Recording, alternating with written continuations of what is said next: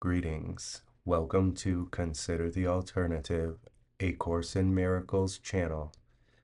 Today we're on Lesson 259. Let me remember that there is no sin. And from the text, Chapter 31, Section 7, The Savior's Vision. Learning is change. Salvation does not seek to use a means as yet too alien to your thinking to be helpful, nor to make the kinds of change you could not recognize. Concepts are needed while perception lasts, and changing concepts is salvation's task. For it must deal in contrasts, not in truth, which has no opposite and cannot change. In this world's concepts are the guilty bad, the good are innocent, and no one here but holds a concept of himself in which he counts the good to pardon him the bad, nor does he trust the good in anyone, believing that the bad must lurk behind. This concept emphasizes treachery, and trust becomes impossible, nor could it change while you perceive the bad in you. You could not recognize your evil thoughts as long as you see value in attack. You will perceive them sometimes, but will not see them as meaningless. And so they come in fearful form, with content still concealed, to shake your sorry concept of yourself and blacken it with still another crime. You cannot give yourself innocence, for you are too confused about yourself. But should one brother dawn upon your sight as wholly worthy of forgiveness, then your concept of yourself is wholly changed. Your evil thoughts have been forgiven with his, because you let them all affect you not. No longer do you choose that you should be the sign of evil and of guilt in him. And as you give your trust to what is good in him, you give it to the good in you. In terms of concepts, it is thus you see him more than just a body, for the good is never what the body seems to be. The actions of the body are perceived as coming from the baser part of you, and thus of him as well. By focusing upon the good in him, the body grows decreasingly persistent in your sight, and will at length be seen as little more than just a shadow circling round the good. And this will be your concept of yourself when you have reached the world beyond the sight your eyes alone can offer you to see. For you will not interpret what you see without the aid that God has given you, and in his sight there is another world. You live in that world just as much as this, for both are concepts of yourself, which can be interchanged but never jointly held. The contrast is far greater than you think, for you will love this concept of yourself because it was not made for you alone. Born as a gift for someone not perceived to be yourself, it has been given you. For your forgiveness offered unto him has been accepted now for both of you. Have faith in him who walks with you, so that your fearful concept of yourself may change, and look upon the good in him, that you may not be frightened by your evil thoughts, because they do not cloud your view of him. And all this shift requires is that you be willing that this happy change occur. No more than this is asked. On its behalf, remember what the concept of yourself that you now hold has brought you in its wake, and welcome the glad contrast offered you. Hold out your hand that you may have the gift of kind forgiveness which you offer one whose need for it is just the same as yours, and let the cruel concept of yourself be changed to one that brings the peace of God. The concept of yourself that you now hold would guarantee your function here remain forever unaccomplished and undone, and thus it dooms you to a bitter sense of deep depression and futility. Yet it need not be fixed unless you choose to hold it past the hope of change and keep it static and concealed within your mind. Give it instead to him who understands the changes that it needs to let it serve the function given you to bring you peace, that you may offer peace to have it yours. Alternatives are in your mind to use, and you can see yourself another way. Would you not rather look upon yourself as needed for salvation of the world instead of salvation's enemy? The concept of the self stands like a shield, a silent barricade before the truth, and hides it from your sight. All things you see are images, because you look on them as through a barrier that dims your sight and warps your vision, so that you behold nothing with clarity. The light is kept from everything you see. At most, you glimpse a shadow of what lies beyond. At least, you merely look on darkness and perceive the terrified imaginings that come from guilty thoughts and concepts born of fear. And what you see is hell, for fear is hell. All that is given you is for release. The sight, the vision, and the inner guide all lead you out of hell with those you love beside you and the universe with them. Behold your role within the universe.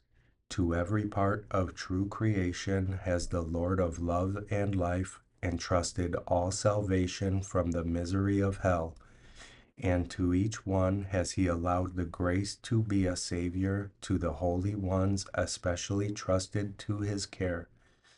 And this he learns when first he looks upon one brother as he looks upon himself and sees the mirror of himself in him. Thus is the concept of himself laid by, for nothing stands between his sight and what he looks upon, to judge what he beholds. And in this single vision does he see the face of Christ, and understands he looks on everyone as he beholds this one. For there is light where darkness was before, and now the veil is lifted from his sight. The veil across the face of Christ, the fear of God and of salvation, and the love of guilt and death, they are all different names for just one error, that there is a space between you and your brother, kept apart by an illusion of yourself that holds him off from you and you away from him. The sword of judgment is the weapon that you give to the illusion of yourself, that it may fight to keep the space that holds your brother off unoccupied by love. Yet while you hold this sword, you must perceive the body as yourself, for you are bound to separation from the sight of him who holds the mirror to another view of what he is, and thus what you must be. What is temptation but the wish to stay in hell and misery? And what could this give rise to but an image of yourself that can be miserable and remain in hell and torment? Who has learned to see his brother not as this has saved himself, and thus is he a savior to the rest. To everyone has God entrusted all, because a partial savior would be one who is but partly saved. The holy ones whom God has given you to save are but every one you meet or look upon, not knowing who they are. All those you saw an instant and forgot, and those you knew a long while since, and those you will yet meet, the unremembered and the not yet born. For God has given you his Son to save from every concept that he ever held. Yet while you wish to stay in hell, how could you be the Savior of the Son of God? How would you know his holiness while you see him apart from yours. For holiness is seen through holy eyes that look upon the innocence within and thus expect to see it everywhere. And so they call it forth in every one they look upon, that he may be what they expect of him. This is the Saviour's vision, that he see his innocence in all he looks upon and see his own salvation everywhere. He holds no concept of himself between his calm and open eyes and what he sees. He brings the light to what he looks upon, that he may see it as it really is. Whatever form temptation seems to take, it always but reflects a wish to be a self that you are not. And from that wish a concept rises, teaching that you are the thing you wish to be. It will remain your concept of yourself until the wish that fathered it no longer is held dear. But while you cherish it, you will behold your brother in the likeness of the self whose image has the wish begot of you. For seeing can but represent a wish, because it has no power to create. Yet it can look with love or look with hate, depending only on the simple choice of whether you would join with what you see or keep yourself apart and separate. The Saviour's vision is as innocent of what your brother is as it is free of any judgment made upon yourself. It sees no past in anyone at all, and thus it serves a wholly open mind, unclouded by old concepts and prepared to look on only what the present holds. It cannot judge because it does not know, and recognizing this, it merely asks, "What is the meaning of what I behold?"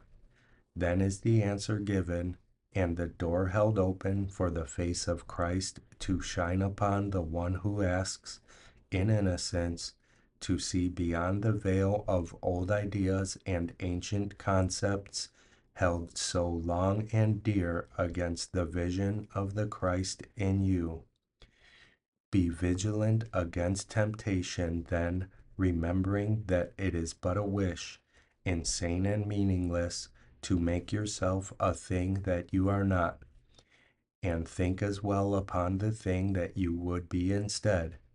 It is a thing of madness, pain, and death, a thing of treachery and black despair, of failing dreams and no remaining hope except to die and end the dream of fear. This is temptation, nothing more than this. Can this be difficult to choose against? Consider what temptation is and see the real alternatives you choose between. There are but two. Be not deceived by what appears as many choices. There is hell or heaven, and of these you choose but one. Let not the world's light given unto you be hidden from the world. It needs the light, for it is dark indeed, and men despair because the Saviour's vision is withheld, and what they see is death. Their Savior stands unknowing and unknown, beholding them with eyes unopened, and they cannot see until he looks on them with seeing eyes and offers them forgiveness with his own. Can you, to whom God says, "Release my son," be tempted not to listen when you learn that it is you for whom he asks release? And what but this is what this course would teach? And what but this is there for you to learn?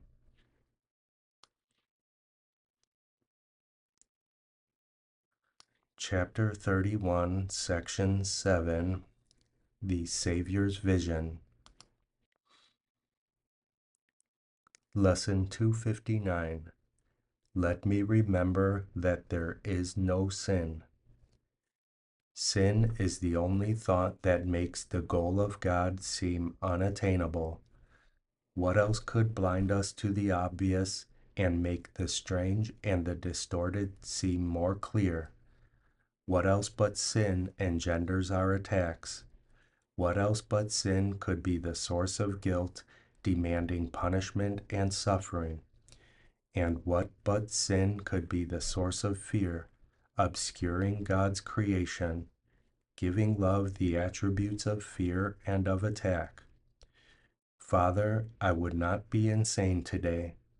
I would not be afraid of love, nor seek for refuge in its opposite, for love can have no opposite. You are the source of everything there is, and everything that is remains with you, and you with it. Lesson 259. Let me remember that there is no sin.